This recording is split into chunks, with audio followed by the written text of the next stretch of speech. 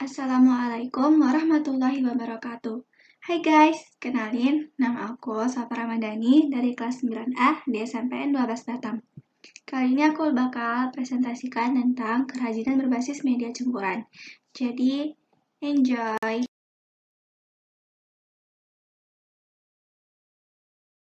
Kerajinan berbasis media campuran merupakan kerajinan yang dibuat dengan tujuan mengubah bentuk sebuah benda yang dominan terbuat dari satu jenis bahan. Kini dipadukan dengan bahan lainnya agar menjadi lebih menarik, baik tanpa menghilangkan fungsi aslinya ataupun mengganti fungsinya. Tujuan kerajinan berbasis media campuran antara lain, yang pertama, untuk membuat kerajinan terlihat lebih menarik. Dua, menghemat bahan baku utama. Ketiga, menjadikan karya terlihat lebih modern. Dan yang terakhir adalah meningkatkan estetika karya. Prinsip kerajinan berbasis media campuran. Yang pertama, merupakan penggabungan dari berbagai bahan yang tidak memiliki reaksi kimia tertentu ketika dilakukan penggabungan. Yang kedua, bahan yang digunakan terdiri dari berbagai jenis. Yang ketiga, bahan dapat terdiri dari bahan homogen dan heterogen. Yang keempat, masing-masing bahan memiliki karakteristik yang saling mendukung terwujudnya keindahan atau estetika dari sebuah produk kerajinan yang dibuat. Yang kelima, penggabungan bahan yang dilakukan harus dapat menyatu dengan bahan lainnya sehingga terjadi kesatuan dan harmonisasi. Beberapa petunjuk sebelum melakukan perancangan produk. Stilasi yang artinya menyederhanakan atau menggayakan bentuk. Prinsip yang harus dilakukan dalam tahap perancangan adalah pesan eksplisit pada produk harus jelas, apakah itu fungsional atau hias. Pesan yang bersifat implisit pun juga harus jelas, apakah itu informatif atau prestif. Menyediakan bahan yang tersedia sebagai model perancangan, menyediakan produk kerajinan sebagai materi asal untuk dilakukan penyederhanaan. Yang terakhir adalah melakukan penghematan buatan.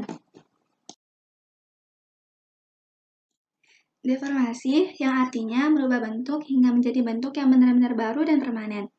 Deformasi diartikan sebagai perubahan bentuk yang terjadi secara permanen.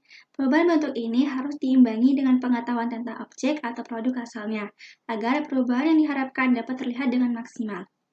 Yang pertama ada contoh deformasi, yakni bentuknya seperti kursi, fungsinya sebagai kursi, namun bentuknya sudah dirubah sehingga tidak menyerupai kursi yang sebenarnya.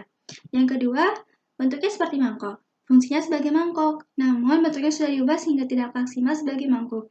Namun, keramik ini tetap digunakan sebagai wadah bunga atau tempat lilin. Jenis dan karakteristik kerajinan berbasis media campuran. Yang pertama ada batu. Batu yang terdiri dari batu permata atau batu mulia dan juga ada batu akik. Yang kedua, logam. Logam banyak jenisnya seperti perak, emas, perunggu, besi, dan lain-lain. Yang sering digunakan adalah perak. Yang ketiga, plastik banyak jenisnya seperti botol, kantong, dan lain-lain. Tapi yang sering digunakan adalah botol. Yang keempat ada kayu. Kayu adalah bagian batang atau cabang yang mengeras karena mengalami lignifikasi atau pengkayunan. Jenisnya seperti kayu jati dan kayu hitam. Yang kelima adalah keramik. Keramik berasal dari tanah liat. Keramik memiliki disiplin ilmu tersendiri, maka kerajinan yang berasal dari tanah liat secara familiar disebut dengan keramik. Bentuk dan proses kerajinan berbasis media campuran. Di sini saya kasih contoh yaitu plastik. Bahan kerajinan dari plastik, bahan utama yang digunakan adalah plastik. Pemilihan plastik harus disesuaikan dengan rencana pembuatan produk kerajinan seperti botol, kantong, bahan campuran lainnya seperti kayu, kain, logam, dan lain-lain. Alat kerajinan dari plastik biasanya yang digunakan adalah gunting. Namun jika ingin digiking atau dipres, maka perlu alat khusus dapat dipanaskan agar dapat dicetak.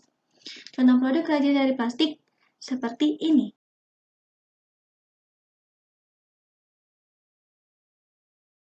Contoh kerajinan lainnya ada batu dengan kayu, ada batu dengan logam, ada keramik dengan rotan, ada keramik dengan logam, logam dengan kain, logam dengan rotan, logam dengan kayu, kayu dengan kain, kayu dengan kulit, dan kayu dengan karet.